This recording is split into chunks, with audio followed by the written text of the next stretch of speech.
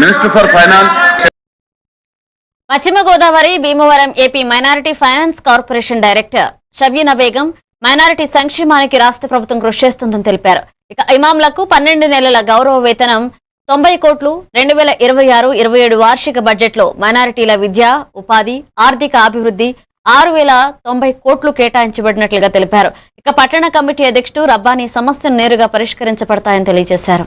1983 Telugu Desam party అధికారంలోకి వచ్చిన కాడి నుంచి కూడా మైనారిటీ కమిటీలు అనేది పట్టణంలోనే కాదు నియోజకవర్గ స్థాయిలో జిల్లా స్థాయిలో కూడా వేసుకుంటూ అలాగే ఏదైతే పార్టీకి అనుబంధంగా మైనారిటీ సోదరులు కూడా భాగస్వాములు చేసి మరి ఏదైతే మైనారిటీ సంక్షేమం కోసం మైనారిటీ బలోపేతం కోసం కృషి చేసే విధంగా రూపకల్పన చేయడం జరిగింది. ఆ రోజుల్లో స్వర్గీయ నందమూరి తారక రామారావు గారు ఆయన వారసుడిగా నారా చంద్రబాబు నాయుడు గారు కూడా మరి మైనారిటీలకు ఎన్నో సంక్షేమాలు అభివృద్ధి వాటిలో ముందుకు తీసుకొచ్చడం జరిగింది. సూపర్ 6 సూపర్ హిట్ గా చేశారు వారు. వృద్ధాప్య పింఛన్లు అంటే ఈ రోజుల్లో తెలుసు కొడుకులు చూడలేని పరిస్థితి.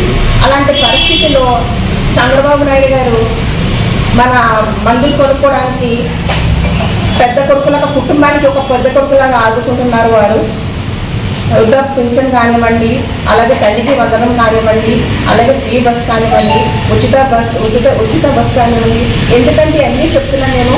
ఈ మైనార్టీ ముస్లిమ్స్ అందరూ కూడా ఈ పథకాలు లబ్ధి పొందుతున్నారని చెప్పడానికి, అంటే మన చంద్రబాబు నాయుడు గారు ఈ ముస్లిం మైనార్టీ కోసము ఇన్ని పథకాలు సంక్షేమ పథకాలు ప్రవేశపెట్టారు. అలాగే మొన్న అసెంబ్లీలో కూడా ఒక బడ్జెట్ ప్రవేశపెట్టారు ముస్లిమ్స్ కోసం. మసీదులో ఉన్న వారికి ముక్తి వాళ్ళకి 10,000 ఇవ్వడం, అలాగే మోజాలకి 5,000 ఇవ్వడం జరిగింది.